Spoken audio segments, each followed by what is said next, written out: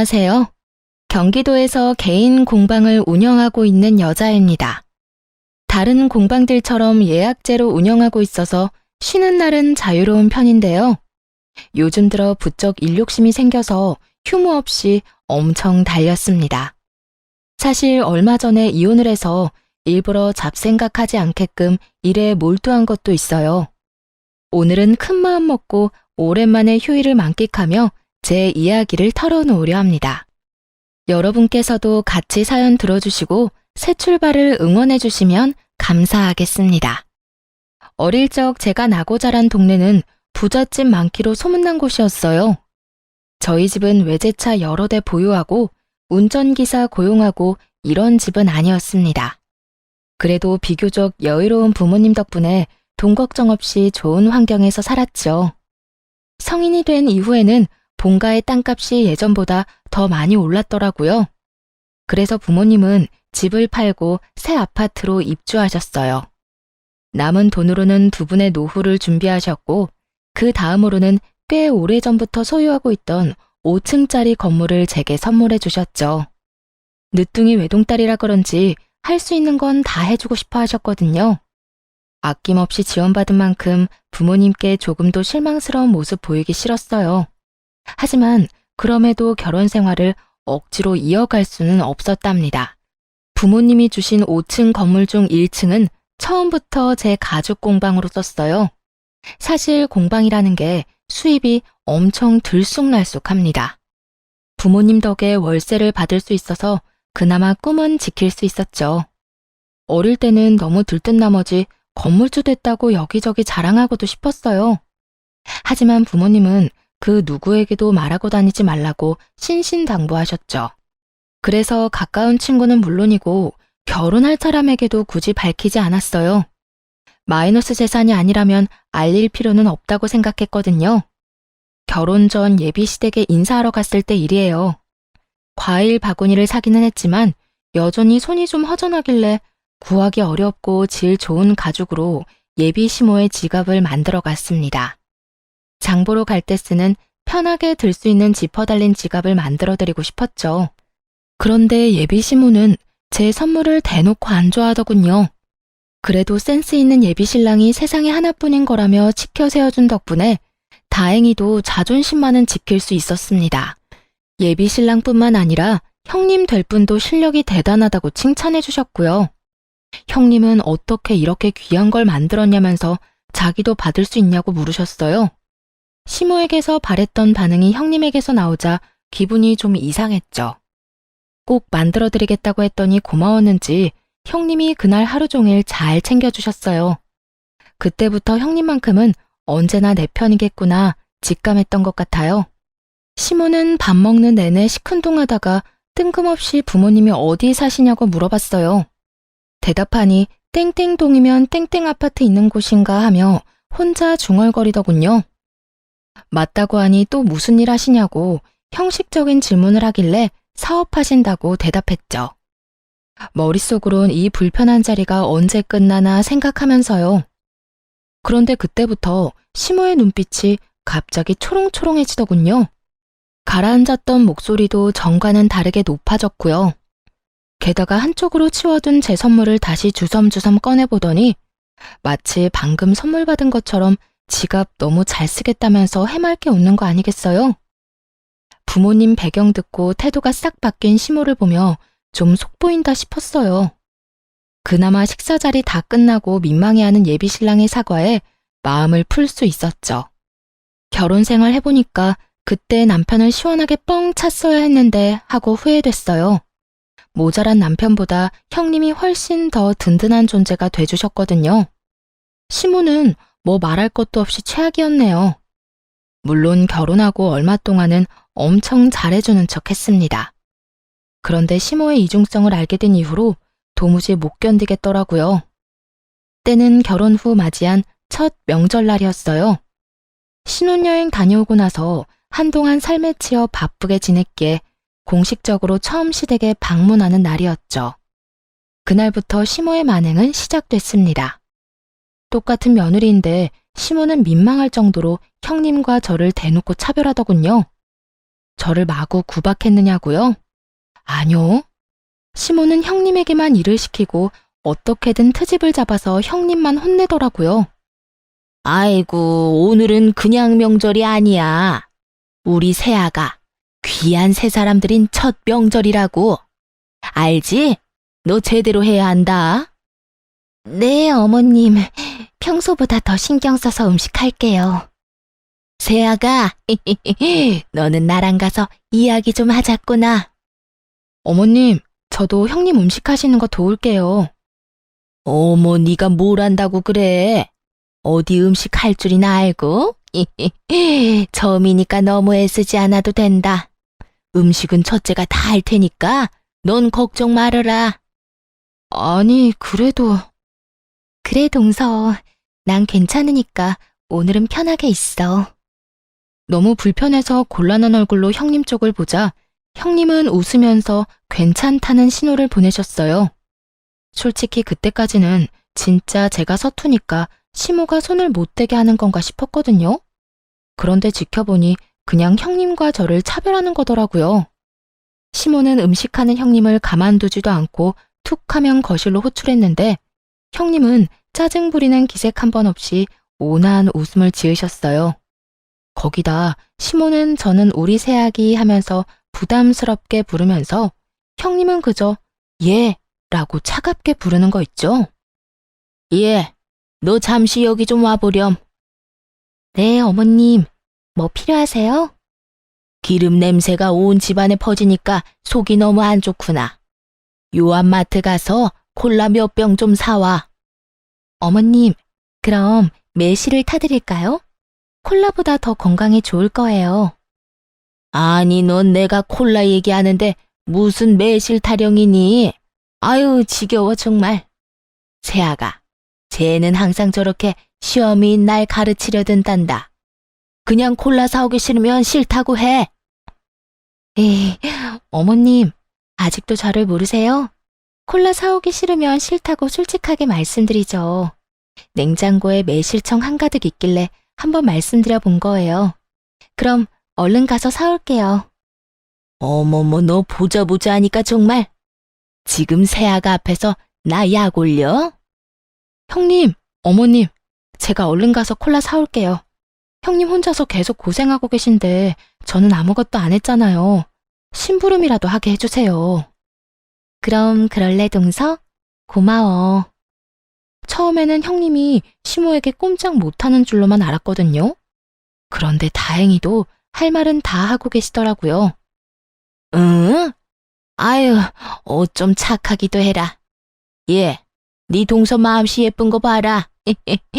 우리 둘째가 신부감은 잘 골랐어, 정말.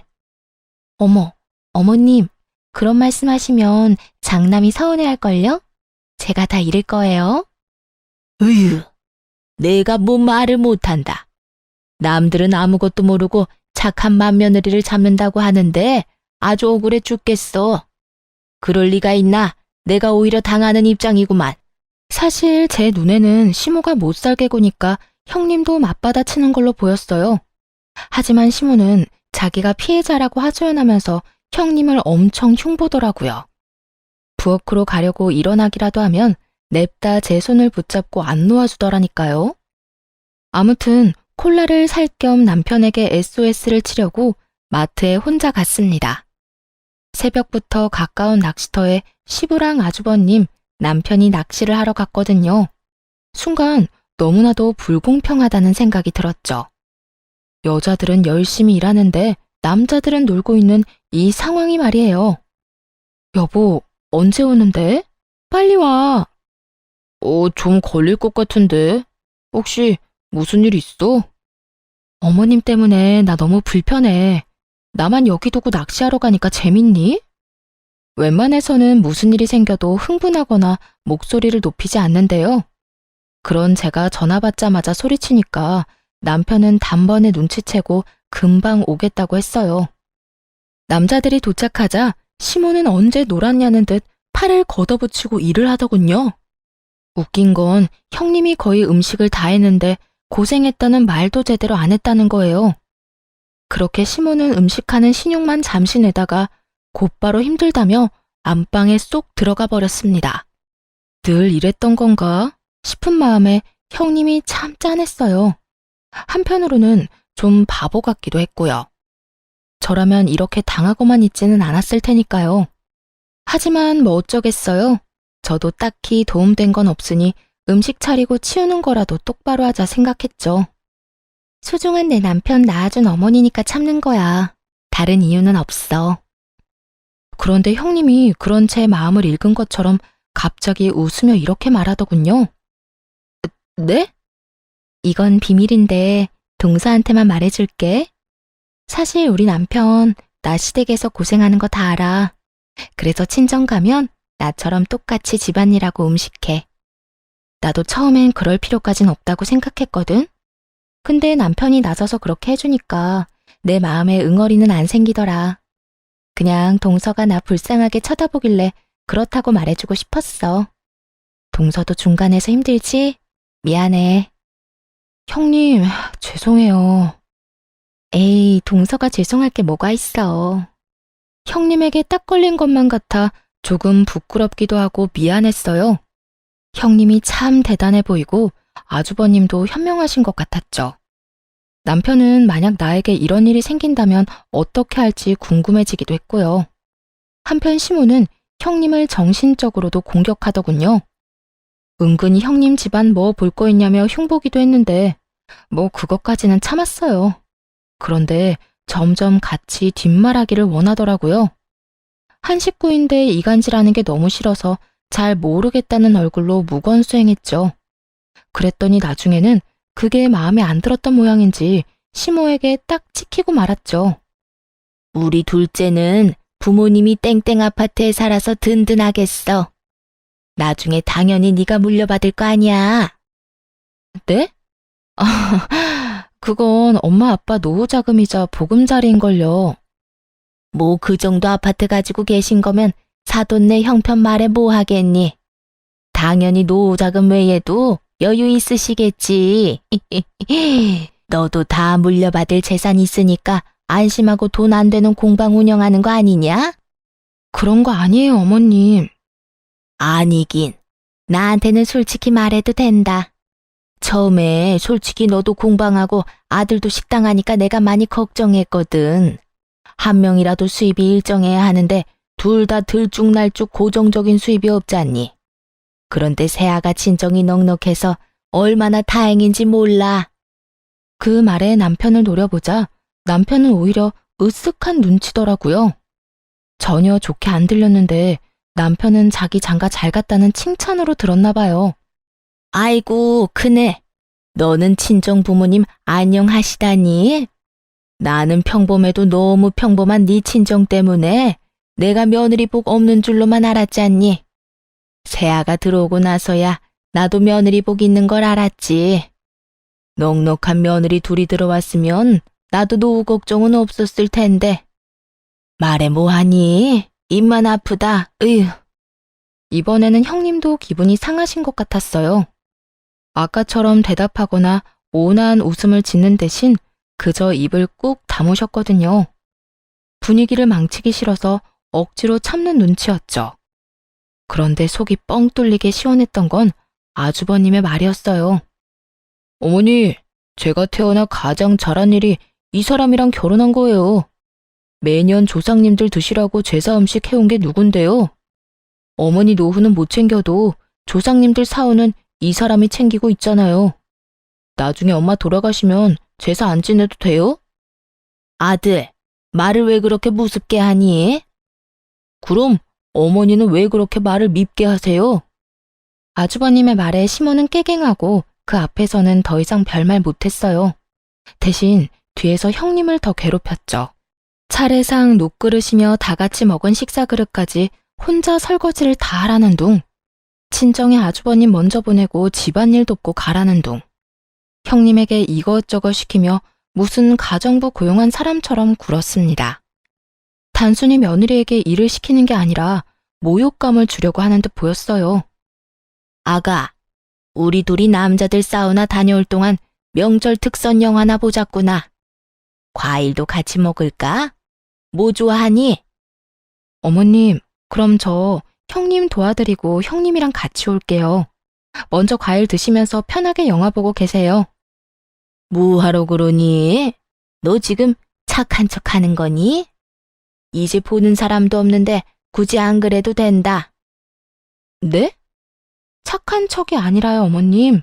녹그릇이 많이 무겁기도 하고 형님 혼자 설거지 하시기엔 양이 너무 많잖아요. 음식도 형님이 다 하셔서 제 마음이 불편해서 그래요.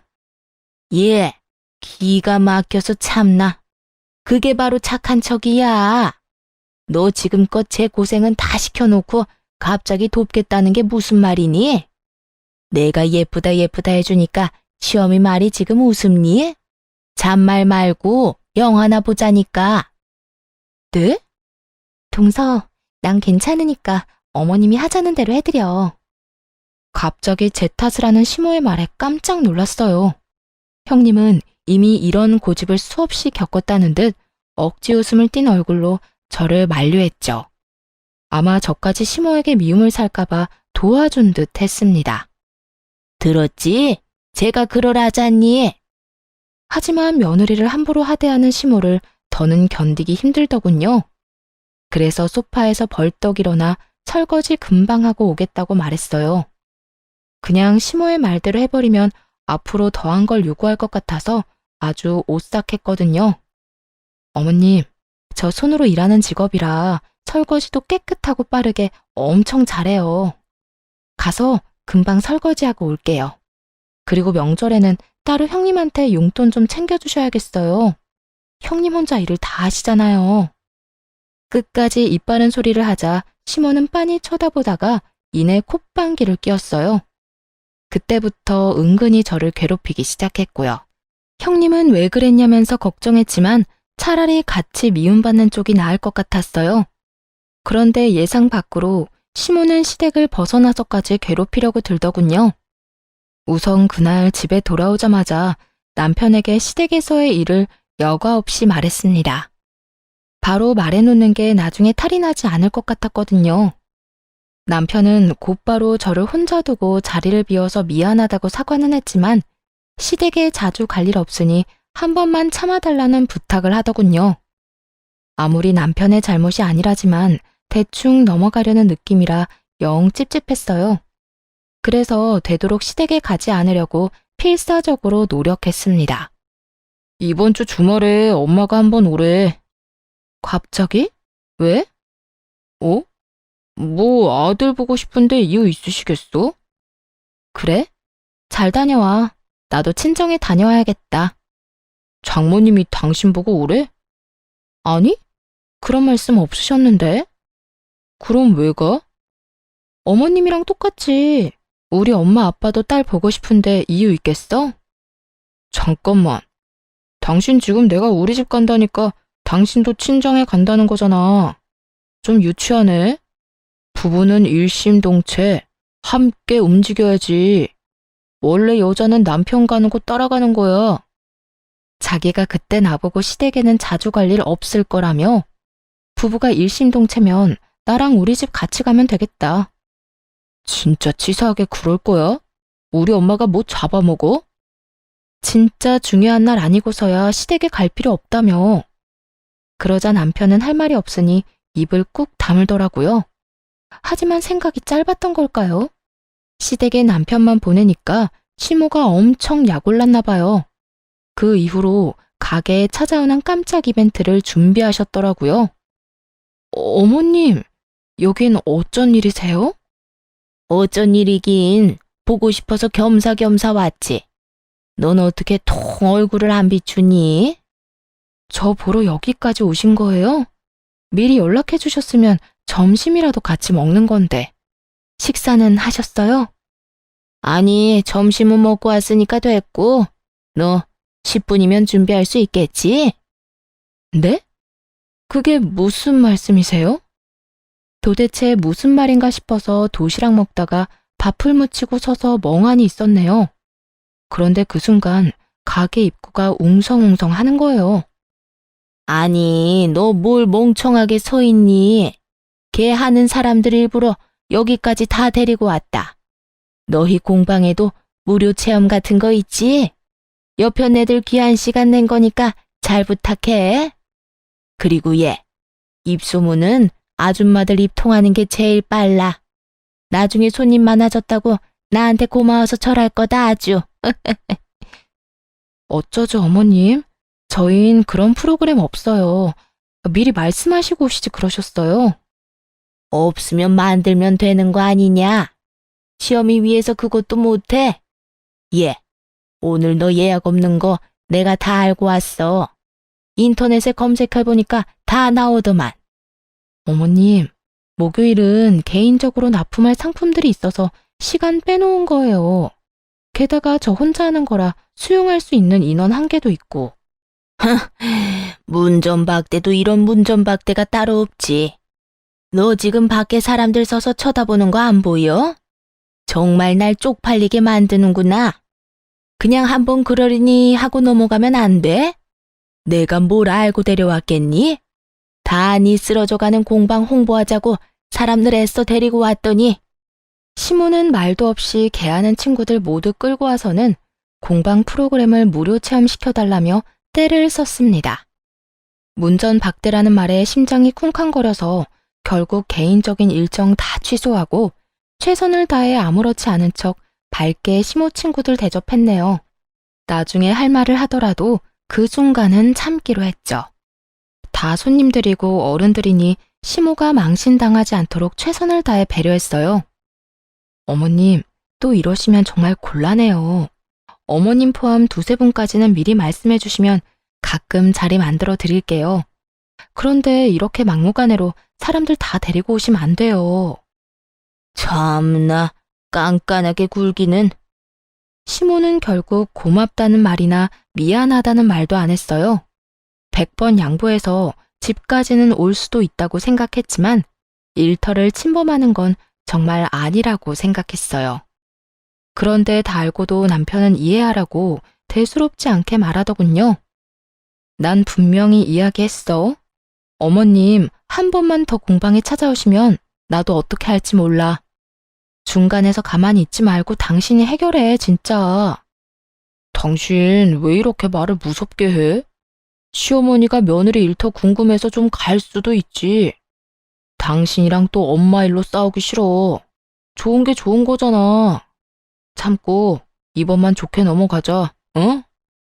가만 보니까 당신 언제나 어머님 일이면 얼렁뚱땅 넘어가려 하는구나. 말이 전혀 통하지 않는 우유부단한 남편. 그리고 친구들이랑 조만간 또 공방에 갈 수도 있다고 통보 문자를 보낸 시모. 이 둘을 보니 속이 부글부글 끓었습니다. 오죽했으면 친정엄마에게 이혼을 하고 싶다고 상담까지 했다니까요. 엄마, 내가 아무리 남편한테 중간에서 역할 똑바로 하라고 말해도 소용없어. 어머님도 너무 뻔뻔해서 대화가 전혀 안 통하고. 금요일에 이혼 전문 변호사랑 상담해 보려고. 아니, 안싸도는 왜 나서서 조용히 잘 살고 있는 부부 이혼을 조장한다니? 그렇게 안 봤는데 심보가 고약하네. 딸, 우선 딱 3번까지만 참아봐. 그 이상을 넘으면 가차없이 버리는 거고. 일단 엄마가 한번 나서야겠네. 황서방이 지금 무슨 상황인지 알게끔 정신부터 차리게 해줘야겠어. 엄마는 본때를 보여주겠다며 아빠를 데리고 남편이 운영하는 식당에 찾아갔습니다. 물론 시모가 한 것처럼 친구들을 데리고 연락 없이 들이닥쳤죠. 그리고 나중에 속 시원한 얼굴로 후기를 말씀해 주셨는데 아주 쌤통이었어요. 황서방, 나왔네. 장모님? 갑자기 어쩐 일이세요? 어쩐 일이긴, 자네 보고 싶어서 왔지. 미리 연락 주시고 오셨으면 좋았을 텐데. 에이, 이 사람아. 가족끼리 무슨 연락이야. 그냥 오다 가다 들러서 한 끼 먹고 가는 거지. 게다가 황서방 식당은 브레이크 타임도 없지 않나? 그렇긴 한데 보통 이때는 점심 장사 끝나고 숨 돌리는 시간이거든요. 그래도 오셨으니까 제가 금방 맛있게 해드릴게요. 그럼 오늘 밥은 황서방이 사주는 건가? 아유, 장모님, 당연한 말씀을 하세요. 여기까지 오셨는데 사위가 어떻게 밥값을 받아요? 그래? 좀 많이 먹을 것 같은데. 어, 장인어른도 오셨어요? 그럼 나 혼자 왔겠어? 어서들 들어와. 아니, 우리 골프 모임 사람들이 황소방 가게 하도 궁금하대서 다 데리고 왔지. 에? 걱정 마. 저 사람들 중에 유명한 블로거도 있거든? 자네 식당 홍보 아주 잘해줄 거야. 아이고, 우리 사위가 오늘 쏜다네. 먹고 싶은 거 걱정하지 말고 다 시켜. 남편은 10명 정도 되는 부모님 손님들을 대접하다가 아무리 생각해도 보내는지 저에게 전화를 했어요. 정말 너무한 거 아니야? 장모님이랑 장인어른 골프 모임 사람들 다 데리고 식사하러 오셨어. 이 시국에 자영업하는 사이 생각하면 이러시면 안 되는 거잖아. 아니 여보, 식당에 밥 먹으러 가는데 뭐 문제 있어? 문제가 있냐니. 난 장모님 혼자 오신 줄 알고 계산하지 말라고 한 거지. 그런데 갑자기 우르르 몰려오더니 사위가 쏘는 음식이라 선언하시는 거야. 그때부터 사람들 공짜라고 아주 신나서 여러 음식 주문해서 먹는데 아우 저게 다 얼마야 진짜. 아니 우리 엄마도 공짜로 안 먹는데 장모님 장인어른 정말 너무하신 거 아니야? 우리 엄마는 말이야 친구분들 데리고 와도 칼같이 계산하셔. 나도 어머님이랑 어머님 친구분들이 갑자기 공방에 오셨을 때 돈 안 받았어. 열심히 공방 프로그램 체험시켜드리고 선물도 나눠드렸는데 다 무료였다고. 혹시 나 그때 돈 받아야 하는 거였어? 뭐? 아, 알겠어. 그럼 어머님께 입금해달라고 해야겠네. 설마 너 지금 일부러 이러는 거야? 혹시 똑같이 해달라고 장모님한테 부탁했어?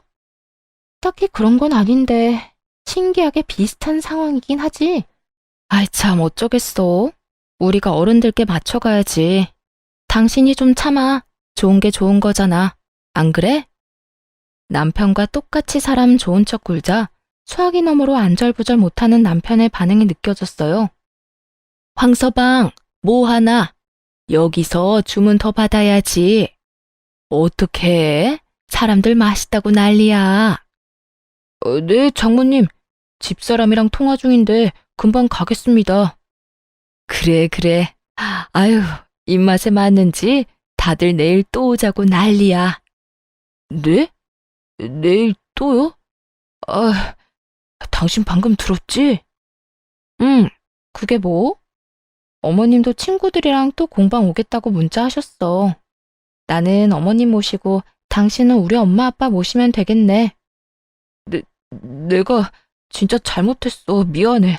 엄마한테 당신 공방 앞으로 절대 가지 말라고 할게. 응? 그래? 알겠어. 그럼 고맙고. 그렇게 말해도 들은 척도 안 하던 남편은 자기가 불리해지니 그제야 나서더군요. 당연히 친정 부모님은 그날 밥값 다 계산하시고 가셨습니다. 돈이 없는 것도 아닌데 힘들게 일하는 사위한테 어찌 얻어먹겠냐고 덧붙이시면서요. 아마 남편은 속으로 엄청 찔렸을 거예요. 집에 돌아와서도 아무 말 못하고 제 눈치 보더라고요. 그 이후로 정말 거짓말처럼 시모의 괴롭힘은 사라졌습니다. 그새 남편한테 일렀냐며 연락이 올 줄 알았는데 그런 것도 없이 평화로웠죠. 아무리 심보 못난 시모라 해도 자기 자식 힘든 건 싫은 모양이죠. 하지만 저는 이미 그때 이후로 남편에게 정이 확 떨어졌어요. 그래서 마음속으로 서서히 이혼을 결심하고 있었죠. 그러던 중 시댁에 안 좋은 일이 생겨버렸습니다. 다름 아니라 교통사고가 나서 아주버님의 하반신이 마비됐거든요. 이 때문에 남편에게 이혼에 대한 이야기를 꺼낼 타이밍을 놓쳐버렸어요. 아이고, 이게 무슨 일이야 정말. 우리 장남 앞으로 어떡하니? 어머님, 진정하세요. 진정하게 생겼어? 결혼을 잘못해서 이렇게 치질이 복도 없는 거야. 결혼만 잘했어도 인생 잘 풀릴 사주라고 내 아들이. 그 말을 끝으로 원망스럽게 형님을 노려보는 시모였습니다. 이젠 하다하다 말도 안 되는 이유로 형님께 화풀이를 하더군요. 어머니, 저 괜찮으니까 이제 그만 돌아가세요. 이 사람이 제일 고생하는데 어떻게 그런 식으로 말씀하세요? 그것도 식구들 다 있는 앞에서. 속상해서 그랬다, 속상해서. 형, 엄마한테 왜 그래? 힘든 건 알지만 선은 지키자. 지금 네 형수 얼굴 반쪽 된 건 안 보여? 병문안 왔으면 그냥 조용히 있다 가든가. 가족이라는 사람들이 어떻게 이래? 특히 어머니는 그러시면 안 되죠. 이 사람이 그동안 어떻게 했는데? 여보, 진정해. 당신 아직 몸 안 좋잖아. 다들 당장 나가라고요. 가장 힘든 건 다친 아주버님과 비통한 형님일 텐데 그 앞에서도 비인간적으로 행동하는 남편과 시모를 보니 숨이 다 막히더라고요. 어서 여길 벗어나야겠다는 결심을 하고 그때부터 본격적으로 이혼 준비를 했습니다.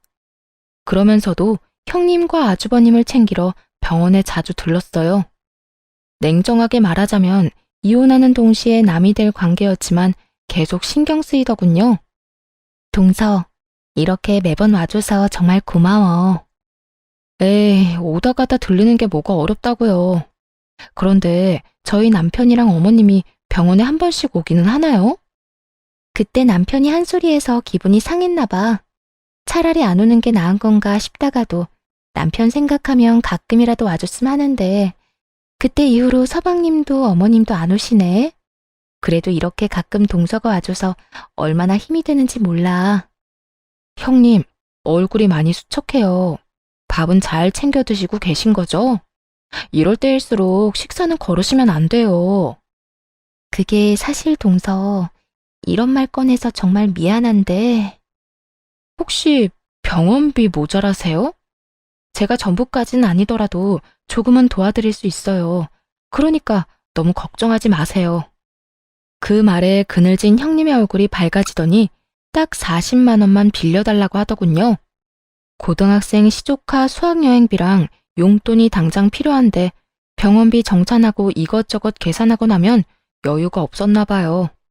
못 받을 돈이라 생각하고 몇백은 드릴 각오를 했는데 40만 원에 손을 벌벌 떨며 고맙다고 우는 형님을 보고 같이 울었네요.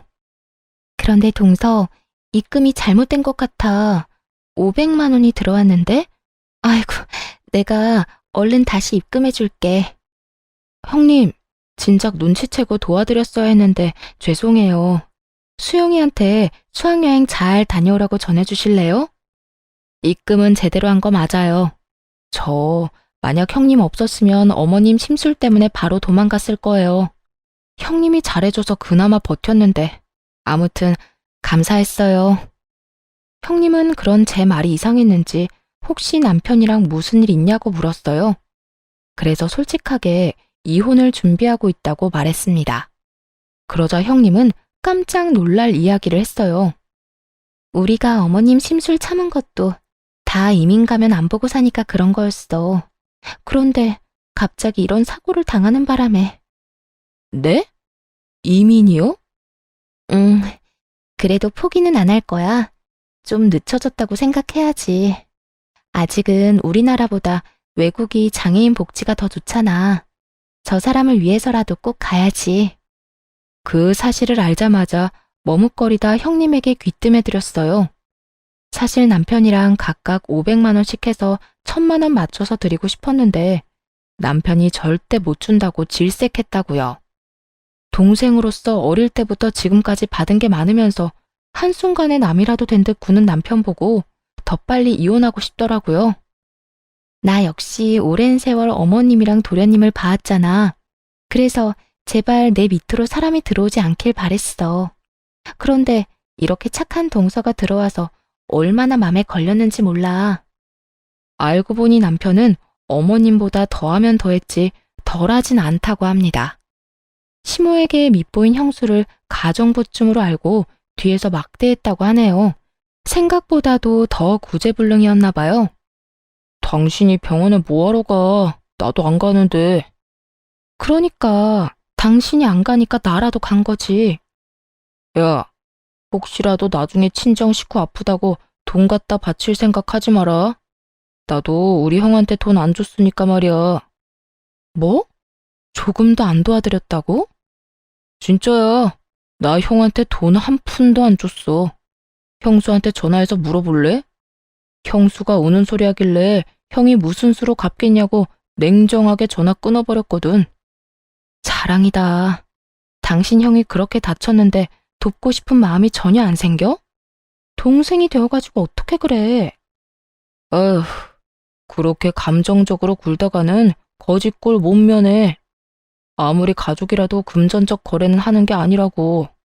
돈이 아까워서 그러는 게 아니라 내 원칙이 그래. 그 원칙 결혼 전에 좀 알려주지 그랬어. 뭐? 당신 요새 좀 이상하다. 내가 이상해? 아니, 당신을 좀 되돌아봐. 내가 아플 때는 과연 어떻게 나올까 궁금하네. 에이, 재수없게 그런 말을 왜 해? 당신 건강하잖아. 그렇게 따지면 아주버님은 뭐 건강하지 않으셨어? 한참 싸우다가 인성 모자란 남편놈을 못 알아보고 결혼한 게 내 죄다 싶었어요. 더 이상은 시간 낭비라는 생각이 들어 그만 입을 다물었네요. 이혼 통보하기 전까지는 조용히 있는 게 낫겠다고 생각했거든요. 형님께 500만 원 드린 것도 알았다가는 무슨 난리를 피울지 모르니 말 안 했고요. 시간이 흘러 아주버님이 태어날 즈음이 되어서야 시모가 등장하더군요.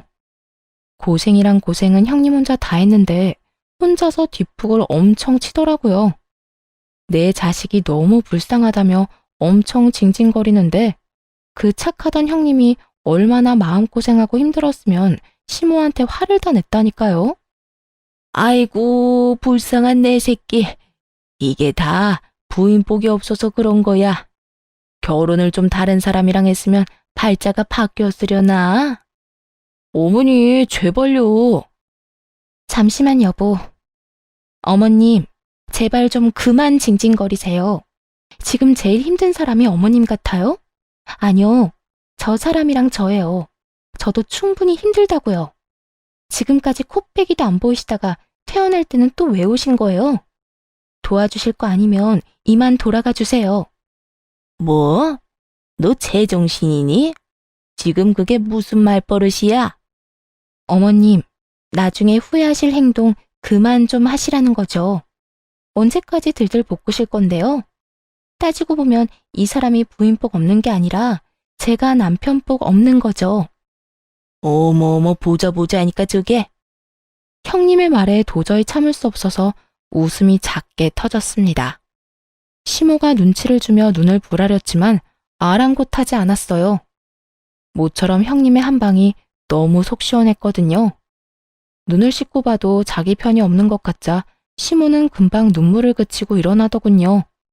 눈물 쇼하러 온 중견 여배우라도 되는 줄 알았네요. 그쯤 되니 정말 아들 걱정은 하는 건지도 의문이었어요. 아주버님은 벙쪄 있다가 웃으면서 형님께 앞으로도 그렇게 큰 소리치라고 했어요. 그런데 인생에 계속 안 좋은 일만 일어나는 건 정말 아니더라고요. 그 해에 사고로 너무 힘들었던 형님네 가족에게 무슨 일이 일어난 줄 아세요? 형님이 산 복권이 1등에 당첨되면서 하루아침에 돈방석에 앉은 거 있죠?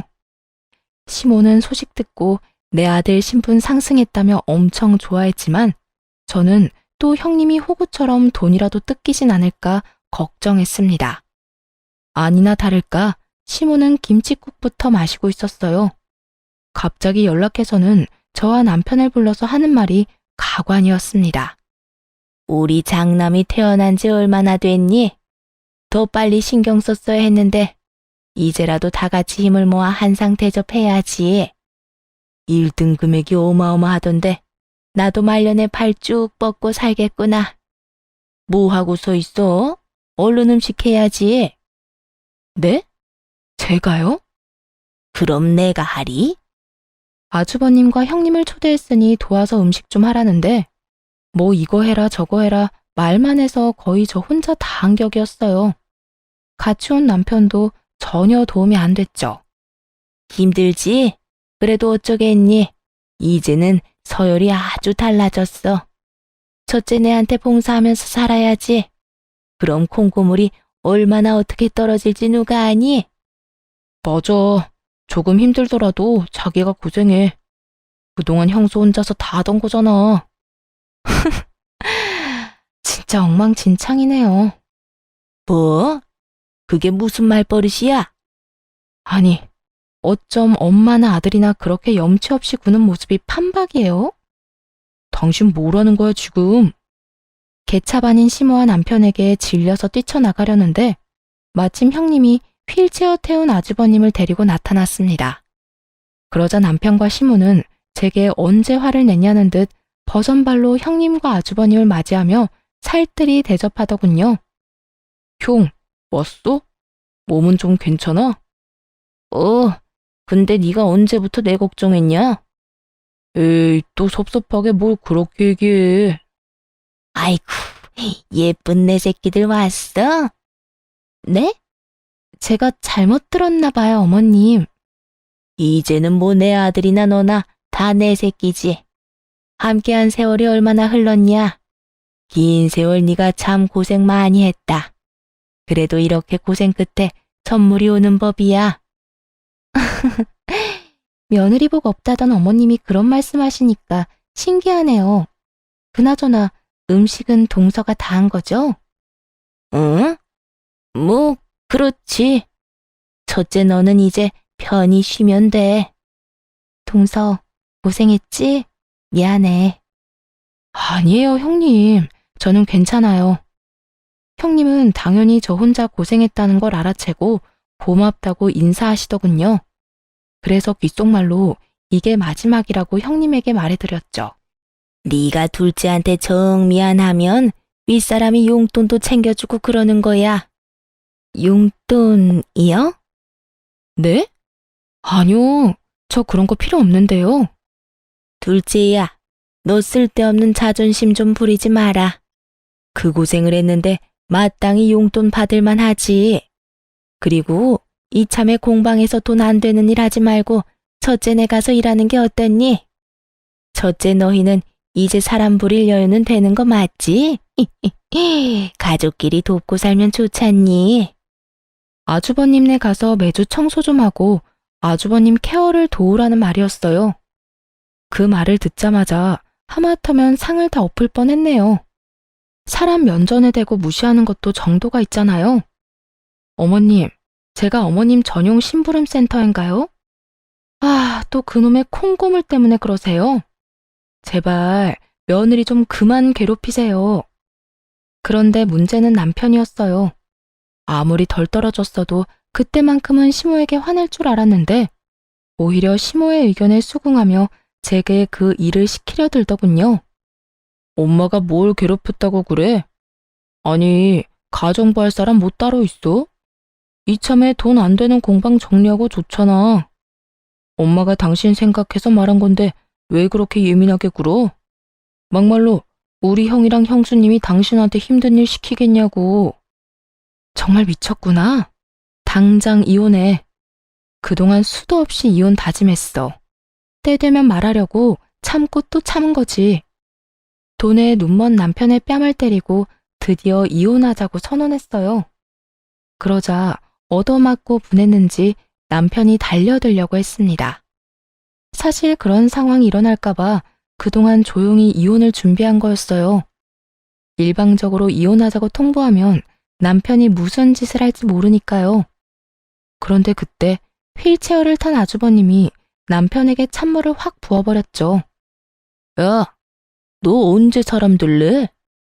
아이씨, 형 미쳤어? 너 내가 몸이 이 모양이라서 찬물로 끝난 걸 다행으로 알아. 나 멀쩡했으면 벌써 이 전골에 네 얼굴 박았다. 아, 로또 됐다고 아주 기세등등하네. 결혼했으면 인간이 돼야 하잖아.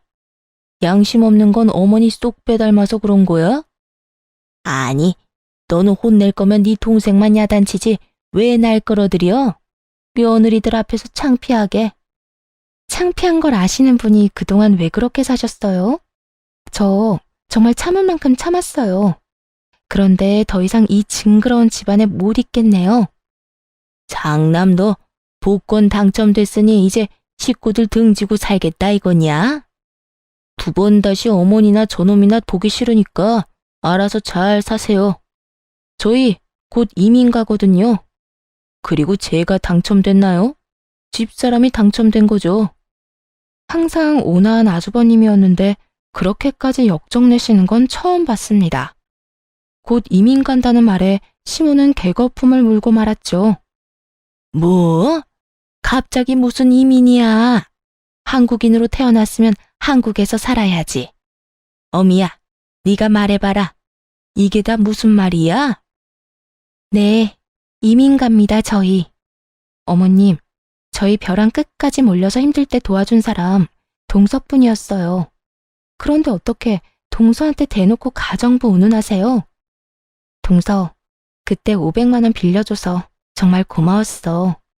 수영이 수학여행비에 용돈하고도 많이 남아서 그 돈 감사히 잘 썼어.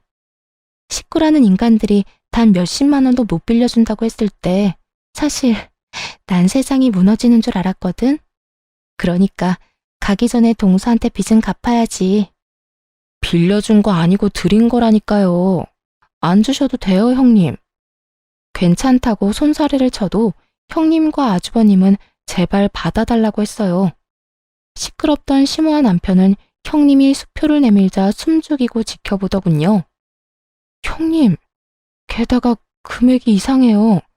저는 500만 원 빌려드렸는데 5천만 원이라뇨. 5천만 원 맞아. 마음을 돈으로 계산할 수는 없지만 동서 마음을 헤아려 보니까 대략 그 정도더라. 5천만 원? 아이고 세상에. 어미야, 나는? 어머님한테 드릴 돈이 어디 있겠어요. 아니, 오히려 제가 받아야 하지 않을까요? 그러자 시모는 갑자기 돌변해서 자기 줄 돈 주고 가라고 절대로 이대로 외국 못 간다고 형님의 바지가랑이를 붙잡았습니다. 남편은 아주버님에게 엄마 모실 돈이라도 달라고 매달렸죠. 나중에 시모가 아프기라도 하면 자기가 모셔야 하는데 어떻게 이러냐면서요. 불구된 형한테는 한 푼도 못 빌려준다던 사람이 누구더라? 형, 진짜 1억이야? 어머니 모시든 말든 너 알아서 해라. 난 이제 이 집 식구 아니니까. 아주버님이 냉정하게 끊어내자 남편 놈은 제 5천만 원이라도 갚겠다고 했어요. 하지만 그 돈이 어떤 돈인데 그대로 남편에게 빼앗길 리가 없죠. 5천만 원은 마음만 감사히 받겠다고 하고 형님께 돌려줬습니다. 이쯤에서 시원하게 정리를 다 해야 할 것 같았거든요. 형님, 저 여유 있어요. 안 도와주셔도 돼요. 정중하게 거절하자 형님은 혹시 돈이 모자란 거냐며 필요하면 그보다 더 주겠다고까지 하셨어요. 괜찮아요. 사실 공방 있는 건물이 제 거거든요. 다들 무시하지만 공방도 엄청 잘 되고 있고 매달 월세 받으면서 살아요. 그래서 저는 이혼해도 여유 있어요. 당신, 그게 무슨 말이야? 나한테는 전혀 그런 얘기 안 했잖아. 내가 왜 당신한테 말해야 해? 그야 우린 부부니까. 이혼할 건데 부부는 무슨? 얘기가 나온 김에 진작 준비했던 이혼 서류를 꺼내 남편 얼굴에 찰싹 던져줬네요. 형님은 그제야 제 말이 무슨 뜻인지 알겠다며 고개를 끄덕였어요. 아하, 그러니까 우리가 정말 시어머니 복이 없었던 거네. 그러니까요. 저는 남편 복도 없어서 이쯤 하려고요. 그나저나 어머님, 항상 며느리 복 없다고 우는 소리 하셨었죠? 그런데 알고 보니 복이 분수에 넘쳤던 거네요. 시모는 자기가 귀인을 못 알아봤다며 저와 형님에게 잘못했다고 매달렸어요. 돈 앞에 손바닥 뒤집듯 바뀌는 시모의 모습에 마지막까지 질렸네요. 남편은 아니나 다를까 제 재산도 다 자기 거라며 큰 소리를 치더라고요. 그래서 미리 상담받았던 변호사님한테 전화해서 스피커폰으로 현실을 들려줬어요. 죄송하지만 부모님께 증여받은 재산은 재산 분할에 들어가지 않습니다. 에? 지금 이 사람 변호사라고 이쪽에 유리하게만 말하지 마세요. 못 믿겠으면 너도 변호사 고용해서 물어보든가. 너 그럴 돈 없지? 인터넷에 검색해봐. 다 나와 있으니까. 여보, 나한테 어떻게 이래? 아이고, 멀쩡하던 집안이 아주 콩가루 집안이 됐네. 그 이후 형님네는 가족 전체가 이민 절차 밟고 있다고 해요. 저도 해외가 아주버님께는 훨씬 나을 거라고 생각합니다. 착하게 살았던 만큼 복을 받은 형님네, 앞으로도 행복하게 살았으면 좋겠어요. 또 저는 멍청한 남편과 고약한 시모에게서 벗어나 이혼하고 광명 찾았습니다. 깔끔하게 재산 한 푼 안 주고 헤어져 평화롭게 살고 있죠. 처음에 합의 이혼 절대 안 해주겠다며 고집 부리던 전 남편은 소송 시작하면 억대 위자료 물게 할 거라고 겁주니 금방 깨갱하고 물러나더군요. 아, 그리고 형님이 주신 5천만 원은 결국 안녕하세요. 30대 후반에 이혼에 성공한 평범한 여성이에요. 살면서 힘든 일 한번 겪지 않고 사는 사람이 어디 있겠어요? 저도 그렇게 생각하며 여태 살아왔거든요. 그런데 정말 견딜 수 없는 일 앞에서는 아무것도 필요 없더라고요. 그 어떤 긍정적인 생각도 인내도요. 이런 생각을 하게 만든 건 바로 시부와 전 남편이었죠. 저는 평범한 직장인으로 남들보다 조금 더 아껴 쓰는 버릇이 있었어요. 부모님이 두 분 다 불필요한 소비를 좋아하지 않으셨고 항상 꼼꼼하게 가계부까지 적어서 관리하셨기 때문에 일을 보고 자랐죠. 그래서 부모님은 돈을 알뜰살뜰 모으셨고 노후 걱정 없이 잘 지내고 계시거든요. 아버지는 재테크도 잘 해놓으셔서 은퇴하시고도 전혀 걱정이 없으실 정도였죠. 그런데 시댁은 저희와 전혀 다른 상황이었어요. 시부는 은퇴하기 전까지 평범한 직장인이었는데 완전 기분파였거든요. 예전부터 그런 시부의 행동을 보며 불안해서 남편에게 말하기도 했죠. 여보, 아버님 돈을 너무 많이 쓰시는 것 같아. 당신이 적당히 쓰시라고 좀 말려야 하지 않을까? 오죽하면 며느리가 시부의 소비 습관에 대해서 이렇게 말했겠어요. 그런데 정말 다른 사람들에게 과시하기 위해 번 돈을 족족 다 쓰셨거든요. 괜찮아. 아버지도 다 생각이 있으시겠지. 아무 생각 없이 저렇게 돈 쓰시지는 않을 거야. 반면 남편은 불안하지도 않은지 항상 저를 위로하면서 이런 말을 했죠. 노후를 다 대비해 놓으셨을 거다. 괜찮을 거다. 아들이 그런 말을 하니 저야 믿을 수밖에요. 그런데 걱정은 시부가 은퇴를 하고서 더 커지기 시작했어요. 월급은 이제 더 이상 나오지 않는데 시부의 지출은 여전히 거대했거든요. 시부는 허언과 허세가 있었는데 부자처럼 돈을 쓰려고 했어요. 제일 어이가 없었던 건 외식을 할 때였어요. 시부가 한 달에 몇 번이나 외식을 하자고 하는데 그것도 항상 비싼 코스 요리집이나 장어, 참치횟집 이런 곳만 고르는 거예요. 물론 돈 없다고 그런 곳을 못 가는 건 아니죠. 그런데 그런 곳에 가서 하는 행동에 더 큰 문제가 있었거든요. 그런 고급 음식점은 서비스가 좋을 수밖에 없잖아요. 그런데 시부는 꼭 가게 직원들에게 돈을 쥐어주더라고요. 현금을 5만 원짜리를 턱턱 쥐어주고는 팁이라고 아가씨 참 잘해서 주는 거라며 항상 그런 식으로 인심이 후한 척을 했거든요. 게다가 은퇴 후 식사비는 정작 우리가 내는데도 그런 식으로 직원들에게는 본인이 꼭 돈을 주며 주변 사람의 시선을 즐기곤 했어요. 돈이 많아 보여서 잠깐의 부러움이야 살 수도 있겠지만 그게 정상적인 일인가요? 우리 수준에 맞지 않는 일이라고 생각했어요. 한 달에 한 번 가서 즐기기도 어려운 곳에 매주 주말마다 가서 돈을 쓴다뇨. 게다가 나중에는 그 팁으로 주는 돈도 남편 주머니에서 나갔거든요. 그래서 하루는 시부에게 마음 단단히 먹고 말했죠.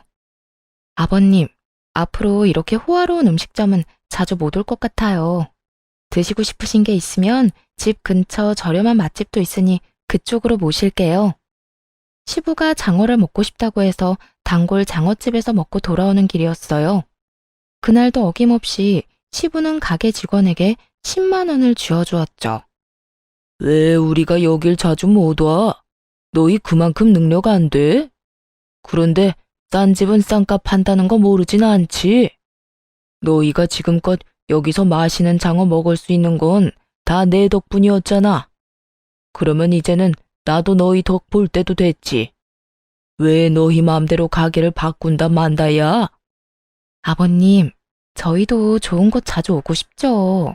하지만 아버님 은퇴하시고 이제부터는 저희가 음식값 내야 하는데 이 사람도 그렇고 저도 그렇고 돈 펑펑 쓰면 쓸 만큼 모으지를 못해요.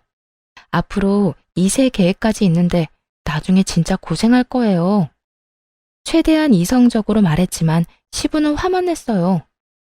야, 우리 아들이 돈 벌어서 우리한테 쓴다는데 네가 왜 옆에서 난리야? 너는 너희 집에나 잘해. 우리 집 일에 끼어들지 말고. 결혼했는데 내 집, 네 집이 어디 있어요. 양가 부모님 모두 평안하셔야 저희도 마음이 편하죠. 그리고 제가 이런 말하는 거 마음에 안 드실 수 있지만 지금 남편이 얼마나 급하면 저한테 돈을 빌려달라고 하겠어요. 그래서 너는 시아버지한테 돈 주는 게 그렇게 아깝디? 그래서 지금 여기 와서 이 난리 피우는 거야? 직사 잘하고 기분 좋게 나왔는데 땅바닥에 처박으려고? 아버님, 아무리 그렇게 말씀하셔도 저희는 더 이상 못 맞춰드려요. 남편 월급이 겨우 300만 원 정도 되는데 그 절반이 아버님 앞으로 나가고 있어요. 애 생각해서 미리 저축하는 건 꿈도 못 꾸고 있고요. 이렇게 여윳돈 없이 있다가 두 분 아프기라도 하면 어떻게 될 것 같으세요? 목돈이라도 필요하게 되면 진짜 난리 나는 거라고요. 한번 보세요. 남편 지출금의 절반이 아버님한테 든다는 거. 결국 월급 명세서와 지출비 내역을 들고 가서 확인까지 시켜드렸죠. 그렇게 하면 시부가 고민하는 척이라도 할 거라고 생각했는데 전혀 아니더군요. 시부는 도리어 더 화를 냈어요. 이딴 거 왜 보여줘? 자식이 부모한테 돈 쓰는 건 당연한 거지. 내가 돈 쓴 만큼 너희도 돈 쓰는 게 그렇게 아깝냐? 이래서 자식 키워봤자 헛수고라니까. 네, 그간 아버님 덕분에 비싸고 좋은 곳 많이 간 것도 사실이죠. 하지만 저희가 가고 싶다고 간 건 아니잖아요. 그리고 분명히 말씀드렸어요. 제발 소비를 좀 줄여달라고요. 이대로라면 아버님이 쓰시는 돈 저희가 고스란히 드려야 하잖아요. 그러니 걱정돼서 이런 말씀 드리는 거예요. 은퇴한 부모님께 자식들이 돈 쓰는 거 당연하다고 생각해요. 그런데 아버님은 딱히 필요 없는 곳에 돈을 낭비하시잖아요. 필요 없는 곳? 넌 내가 남들 접대하고 너희들하고 좋은 음식점에 오는 게 필요 없다고 생각하냐? 네, 근처 맛집만 가더라도 이렇게 비싸지는 않아요, 아버님. 그리고 오늘도 보세요.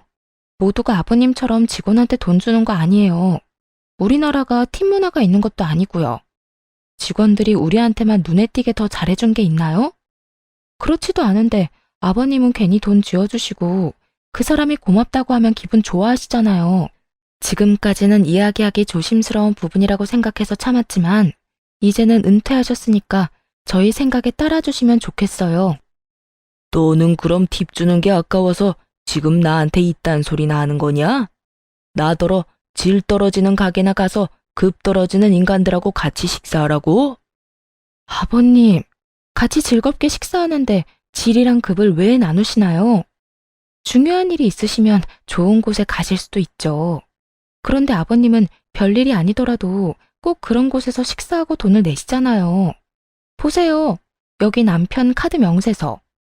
아버님이 쓰신 돈 메워놓느라 다른 곳에는 돈을 못 써요. 시부와의 대화는 다람쥐 쳇바퀴 돌듯 같은 자리에서 뱅뱅 돌기만 했습니다. 시부가 일할 때도 못마땅해서 남편에게 몇 번이나 얘기를 했었는데 은퇴 후에도 이렇게 돈을 쓰는 걸 보니 미치겠더라고요. 저 상태로 시부가 늙으면 그 돈을 부담해야 하는 건 다 우리잖아요. 게다가 자식이 많은 것도 아니고 아들 달랑 하나뿐인데 그 아들에게 모든 노후를 짊어지도록 만드는 시부가 전혀 이해가 안 됐어요. 그렇지만 아무리 말해도 기등으로도 듣지 않고 의견을 굽히지도 않더군요. 그래서 시부에게 최후의 방법을 쓰기로 마음먹었어요. 아버님, 이것까지는 말씀 안 드리려고 했는데 이 사람 지금 빚까지 지면서 아버님 돈 갚고 있어요. 무려 제 친정 아버지께요.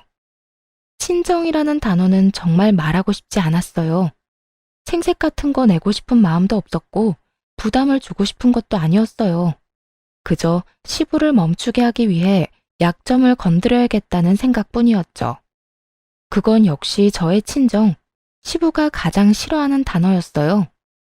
시부와 친정아버지는 같은 지역 출신으로 서로의 지인을 많이 알고 있었거든요. 결혼 전에도 건너 알 정도로 지인이었는데 결혼하면서 사돈이 된 거예요. 친정아버지는 동네에서도 소문난 알부자였고 시부도 그걸 알고 있었어요. 그렇지만 아버지도 저도 과소비나 낭비는 절대로 하지 않는 사람들이었어요. 그래도 돈을 써야 할 때는 아끼지 않고 쓰는 편이었죠. 시부는 그런 친정아버지에게 기묘한 열등감을 가지고 있는 게 틀림없었어요. 특히 이런 식으로 친정 도움을 받는 걸 정말 못 견뎌 했거든요. 결혼 후에 몇 번 친정 이야기를 했다가 시부가 정말 놀랄 만한 일을 해서 그 뒤로 친정 이야기를 시댁에서 일절 꺼내지 않았어요. 도대체 어떤 짓을 했냐고요? 친정아버지가 외제차를 사셨다고 하면 시부는 더 좋은 외제차를 샀고요. 친정아버지가 시부도 아는 지인에게 좋은 식사를 대접했다고 하면 시부는 무조건 그보다 더 비싼 곳에서 그 사람에게 식사를 대접하더라고요. 아무래도 계속해서 이러다가는 집안 뿌리 뽑겠다는 걱정이 들어서 그 뒤로는 절대 시부에게 친정아버지 얘기를 꺼내지 않았죠. 남편도 그런 상황을 알고 있었으니 걱정스럽게 말하더군요. 여보, 친정 얘기는 하지 않기로 했잖아. 다급하게 저를 말리는 남편에게 시부가 화를 버럭 냈어요. 야, 너는 차라리 대출을 받았어야지. 처갓집에서 돈을 왜 빌려다 써? 부끄럽지도 않아? 쪽팔리지도 않아? 너 능력 없는 놈이라고 여기저기 소문낼 일 있어? 아버지, 대출이자가 요새 얼마나 높은지 아세요? 그래요, 처갓집에서 돈 빌렸습니다. 5천만 원 차용증까지 써서 빌렸어요. 무이자로 편할 때 갚으라는데 그 좋은 조건 놔두고 왜 대출을 써요? 제가 돈 빌린 것도 다 아버지 때문인데. 그래서 지금 돈 적게 쓰시라고 말씀드리고 있는 거잖아요. 친정에서 돈을 빌리자고 말한 건 저였어요. 시부가 감당할 수 없을 정도로 돈을 계속 쓴다면 그 돈이 어디에서 나왔는지 알려줘서 혼쭐을 좀 내줄 생각이었죠. 하지만 남편과 제가 뭔 말을 해도 시부는 눈썹 하나 까딱 안 했어요. 그러니까 제발 돈 좀 아껴 쓰세요. 그리고 전에 드렸던 카드도 이제 못 쓰실 거예요. 유효기간 만료됐는데 재발급 안 할 생각이거든요. 그럼 내 용돈은 너희가 당연히 줘야지. 대신 매달 50만 원씩 드릴게요. 그런데 카드는 다시 못 드려요. 만약 쓰고 싶으시면 남편이 빌린 돈부터 저희 아버지랑 해결하고 나서 말씀하세요. 그 돈 온전히 아버님 때문에 빌린 거잖아요. 갚으라고 하진 않을 테니까 제발 앞으로 더 쓰지만 마세요. 그렇게 이야기하자 결국 시부가 꼬리를 내리더군요. 내가 왜 사돈이랑 돈 이야기를 해? 그것도 내 허락 없이 빌린 돈으로. 그건 너희가 알아서 해야지. 정말 더럽고 치사해서 이제 너희한테 돈 달라고 안 한다. 그러니까 앞으로 이런 선 넘는 말 나한테 하지 마라. 어디 며느리가 눈에 힘 빡 주고 시아버지를 쳐다보면서 지적질이야? 할 말이 크게 없었는지 시부가 마지막으로 투덜거리고는 집으로 돌아갔어요. 그 모습을 보면서 진짜 가슴을 쓸어내렸잖아요. 이렇게까지 했으니 좋아질 거라는 생각을 하면서요. 그런데 세상 일이 그리 만만한 게 아니더군요. 몇 달간 연락이 없어서 시부가 드디어 정신 차렸다고 생각했거든요. 시부에게 놓은 따끔한 주사가 약발을 제대로 발휘하나 보다 했는데 그게 절대 아니었다는 걸 깨닫게 됐어요. 카드를 끊고 매달 용돈을 정해줬으니 안심한 제가 정말로 순진한 사람이었더라고요. 시부는 그 이후로도 수많은 지인들에게 돈을 펑펑 쓰고 돌아다녔어요. 예전보다 더 많이, 더 성대하게 말이죠. 그 소식을 어떻게 들었는 줄 아세요? 바로 친정아버지의 입을 통해 알게 됐답니다. 야, 너희 시아버지 지금 난리도 아니던데 괜찮은 거 맞아? 어머니에게 반찬을 받으러 친정에 잠시 들렀는데 친정아버지가 걱정스러운 얼굴로 말을 건네셨어요. 어? 무슨 난리? 우리 요새 연락 많이 안 해. 주말마다 가던 것도 한 달에 한 번으로 줄였고. 근데 무슨 일인데? 모임 사람들 몇 명 데리고 가서 완전히 돈 펑펑 쓰고 왔다는데 저번에 식사 같이 하고 온 정 사장이 그러더라고. 은퇴 기념이라고 식사 대접했다는데 영수증에 찍힌 돈이 300만 원이 넘었단다. 10명 정도 갔다는데 밥만 먹어서 그만큼이면 대체 얼마나 비싼 데를 간 거냐? 저번에 우리 사위가 나한테 돈 빌려 갔는데 그거 알고는 있는 거야? 그 이야기를 듣는데 눈앞이 노래지더군요. 고작 한 끼를 먹는데 300만 원 넘게 지출한 시부. 낭비벽이 사라진 게 아니었어요. 너무나 걱정되는 건 그 돈이 도대체 어디서 나왔냐는 거였죠. 집에 돌아오자마자 남편을 닥달했어요. 여보, 당신이 좀 알아봐봐. 아버님 도대체 무슨 생각으로, 아니, 무슨 돈으로 그렇게 지르신 건지. 여보, 이제 그만 좀 해. 아버지한테 돈도 적게 드리고 있고 카드도 안 드렸잖아. 그러면 알아서 돈 쓰고 계시는 거겠지. 우리가 그런 것까지 어떻게 다 신경 쓰면서 살아? 전에 얘기한 거 잘 알아들으셨을 테니까 이제 제발 그만 좀 하자, 어? 그걸 떠나서 아버님이 지금 돈을 너무 많이 쓰고 계신 거잖아. 하루에 300만 원 이상 지출이 나오는데, 여보, 이건 그냥 아버님께 맡겨서 될 일이 아니라고. 무슨 일인지 확인을 해야 해. 당장 어디서 그 돈이 났겠어? 대출이라도 받으신 거면. 걱정 그만하래도. 그리고 막말로 우리가 아버지 인생에 이렇게 간섭하는 거 그것도 좋지 않은 거야. 아버지 이해하려고 노력해야지. 왜 매번 아버지 하는 일마다 딴지를 걸어? 일이 한 번 터지면 너무 규모가 클 테니까 그렇지. 그래서 지금 확인도 안 해보겠다는 거야? 아버지 뒷조사는 좀 아닌 것 같아. 조금만 지켜봐주면 안 되겠어? 아버지도 생각이 있으시겠지. 솔직하게 말해서 신경 안 쓰고 싶어. 남편의 단호한 말과 행동에 기분이 상했어요. 이게 다 저 좋자고 하는 일이겠어요? 남편도 시부가 쓰는 돈 때문에 힘들어하니까 그런 거죠. 이런 마음도 몰라주고 남편은 귀찮다는 말만 하고 알아볼 생각조차 하지 않더군요. 시부에게 따로 물어볼까 고민도 했지만 그러지는 않기로 했어요. 나중에 문제 터지면 남편이 알아서 하겠지 하는 생각을 하기도 했고요. 솔직히 말하면 안일하게 생각한 것 같기도 해요. 그래, 알아서 해. 당신 집안일이니까 당신이 알아서 잘 해결하겠지? 나중에 일 터지고 나서 나한테 와서 뭐라고 하지 마. 알았어? 안 그럴 거야. 벌써 5천만 원이나 빌렸는데 내가 뭘 또 바랄 게 있겠어? 걱정하지 마. 다 알아서 할 거라니까. 그로부터 6개월이 지났을 무렵, 그렇게 호언장담하던 남편이 잔뜩 주눅든 얼굴로 부탁을 하러 왔어요. 그간 한 번도 시댁에 가보질 않았는데 시댁에서 난리가 났다고 하더군요. 여보, 우리 집 좀 도와주면 안 될까? 지금 집 완전 난리 났어. 본가도 난리고 아버지 차도 지금 다 난릴 판이야. 그게 무슨 소리야? 당신 내가 알아보라고 할 때까지만 해도 괜찮다며. 근데 6개월 만에 무슨 집이며 차며 다 날아간대. 아, 나도 이런 말 당신한테 하고 싶진 않은데 아버지가 또 사고 치셨어. 집이랑 자동차 담보대출 받고 신용대출까지 끝까지 받으셨대. 지금 빚더미에 앉아서 집이며 차며 다 팔아도 갚을 돈이 안 돼. 아니, 당장 길거리로 나가게 생겼단 말이야. 대출금 연체돼서 집은 경매로 넘어가고 차 앞딱지 붙고 난리가 났어. 어떡해, 당신이 좀 도와줘.